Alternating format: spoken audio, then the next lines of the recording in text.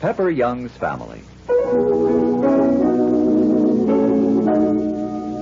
Pepper Young's Family is the true-to-life story of your friends, the Youngs.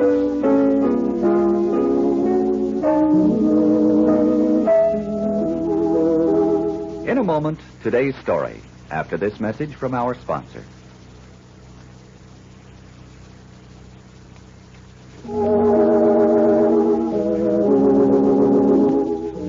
Peggy Young and Carter are very much in love, and Sam Young has practically approved the engagement. Not quite, but almost. Meanwhile, Carter has invited Peggy to meet his parents in Chicago. Pepper, who doesn't know much about what's going on, comes strolling into the living room. Hello. Hey, what's going on around here? Everybody looks sort of uplifted and noble. Hello, dear. I think we all feel a little uplifted and noble. How are you, Dad? Better? Yes, son, a lot better. That's fine. Say, what's the matter with all of you? I get the impression that something's going on around here I don't know about. Carter spoke to Daddy, Pepper. Carter spoke to Dad about what? About me, of course. About you? He asked your father's consent to his engagement to Peggy. He did? I thought they did that only in books. Well, they do it in this house, if they want to get on the right side of the old man. Well, Dad, I hope you came through with a big hunk of consent. I hope you grabbed him. I don't think she'll ever get a break like that again. No, I didn't grab him, Pepper. In fact, I told him I didn't want Peggy to become engaged at this time. But Carter Trent. Daddy thought I was too young. And she is pretty young. The younger the better. After all, a guy as rich as Carter Trent. I am not concerned with the Trent fortune. Daddy, you know I don't care anything about that either. You couldn't possibly think I cared whether Carter had money or not. I don't care a bit.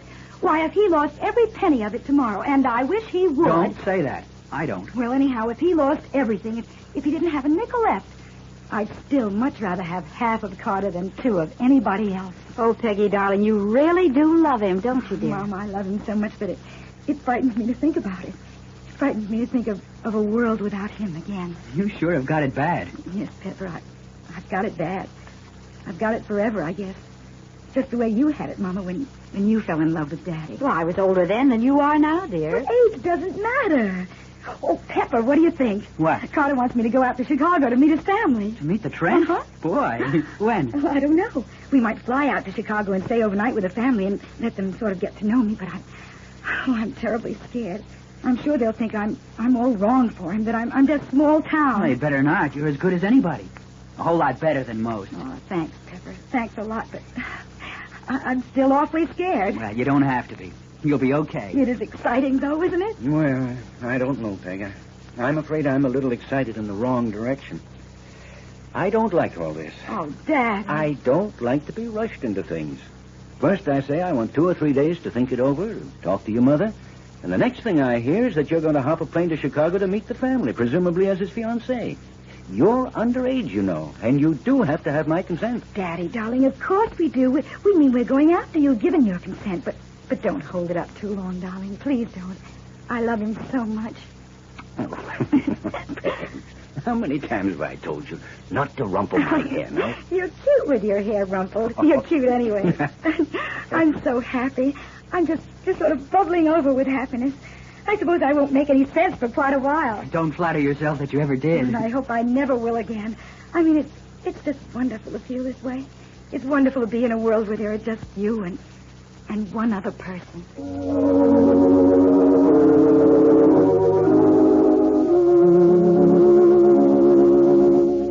We'll return to the story of Pepper Young's family after this message from our sponsor.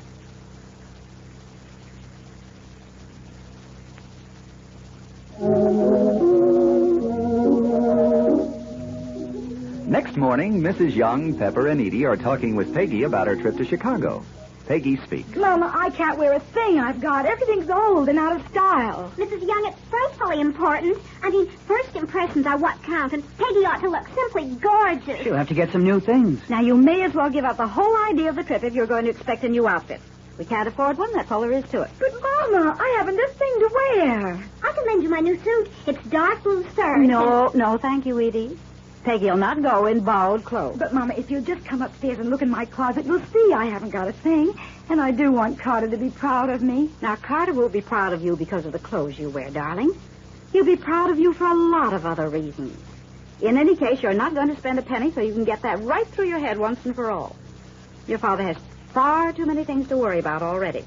We can't afford any new clothes for any of us right now. But, Mama, don't you... I know, darling. You'd like to meet Mrs. Trent looking like the cover of a fashion magazine. But maybe it's just as well that she sees you for what you are. Maybe I could stake her to a new outfit on the installment plan. No. Now, there's no reason why Peggy should have a lot spent on her when it just isn't there to spend. But, Mama, don't you see? I know. Come on, I'll go upstairs with you, darling. We'll go over your wardrobe, and I'm sure you'll find something nice for you to wear. May I come too, Mrs. Young? Yes, you come too, Edie. I want you to see how shabby all my things are. I want you to see how impossible it'd be for me to go to Chicago in any of them. Now, that's up to you, Peggy. But I can't believe you'd be so foolish as to think that what you have on could make the slightest bit of difference to Mr. and Mrs. Trent. You know it'll make a difference, Mama. I wish you'd let her borrow one of my dresses, Mrs. Young. No, Edie, no. Peggy has to face the situation squarely.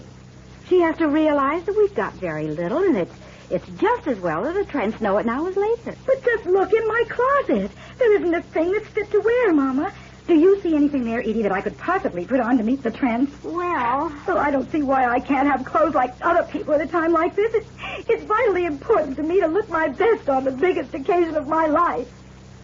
But you don't care about that, do you, Mama? You won't even let me borrow a dress from Edie. You don't care what happens to me as long as Daddy isn't worried. That's quite right. I think you'd better run along, Edie. Peggy's upset, and I'd like to talk to her alone if you don't mind. oh, all right, Mrs. Young. Only Peggy's perfectly welcome to anything I've got. All she has to do is tell me what she wants, and she can have it. Yes, Edie, yes. Now then, dear, when you get through behaving like a little girl, I'd like to talk to you. I'm not behaving like a little girl. You'd cry, too, if you had to meet the family of somebody you loved and you knew you were going to look perfectly awful. Oh, Mama, I don't see how you can be so mean. Peggy, I'm more than willing to do everything I can for you. I'll try to make over some of your dresses if you want me to. But to run your father into debt right now when he has so little and is so worried about money matters, I just won't hear of it. You saw him collapse the other night. You know he's on the edge of a serious breakdown. Do you really think this is the time to talk about getting a new outfit? No, I don't suppose it is. You know it isn't. Now, if you want to consider the clothes you have, I'll be glad to do everything I can to help you. All right, Mama. I'm sorry I made such a fuss. No, it's all right, darling. We'll forget all about it. But let me say, Peggy, right now that no matter what you wear, you're not going to impress Mrs. Trent with what you have on. What you may impress her with is what you've got inside you. The sort of person you are. Whatever it is that made Carter love you and want to marry you. You mean it's no use even attempting to look nice? Why do you jump to extremes? You look very nice, darling. You look nice because you're you, Peggy, not because you have on Edie's dress. There. You always look great in that green suit. That old thing. Now, it's very becoming to you. Go put it on. I'll see what I can do with it. Mary, you in there? Yes, dear. What is it? I just wanted to tell you that I'm going to the office tomorrow. Oh, Sam, do you think you ought to? Of course, I'm all right. Well, that little Peg. Hello, Daddy. Oh, looks as though you're packing to go someplace with all those clothes on the bed. Well, I was just looking through my dresses to see what I had to wear when I went to Chicago. Oh, well, now, if you're going to be under inspection, shouldn't you have something new to wear? Oh, no, Daddy. I don't need a thing. You sure about that? Yes, I'm sure. Well, that's all right then, but I just didn't want my girl to visit the Trents unless she looked like a million. Thanks, Daddy. But I think it's more important that the sort of person I am rather than the kind of clothes I've got on. You're right about that, Peg. Sam, are you sure you feel strong enough to go all the way to Johnstown tomorrow? Oh, I'm sure of it, honey. Now, you stop worrying about me and go on back to your clothes. I'll be downstairs in a little while. All right. And, Peggy, if you don't show up all the other girls in Chicago, I'll eat my hat. Peggy, I'm proud of you. Gosh, he doesn't look so very well, does he? No, dear, he doesn't. He's always so anxious to do everything for me. I guess maybe I was awfully selfish. Peggy, you're a darling. Now, I'm going to run downstairs. If you find any other dress you want me to fix up, you just leave it in my room. All right, Mama, I will.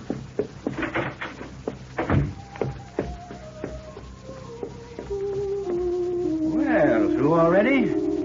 I thought planning a wardrobe was quite a job. Oh, no. Peggy's only going overnight. Honey, imagine her saying a thing like that. About it's being more important what kind of a person you are than the kind of clothes you've got on. It was a nice speech, wasn't it? Oh, you bet it was. And it shows the stuff she's made of, too. You know, Mary, I'm proud of my daughter. You ought to be, Sam.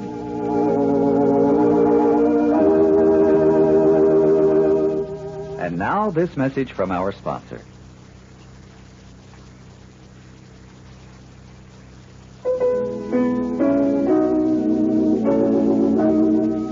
Well, Mary Young is proving herself to be a very clever general in the battle to preserve Sam Young's health. Now, at any moment, the great trip to Chicago will begin. So let's not miss what happens tomorrow on Pepper Young's Family.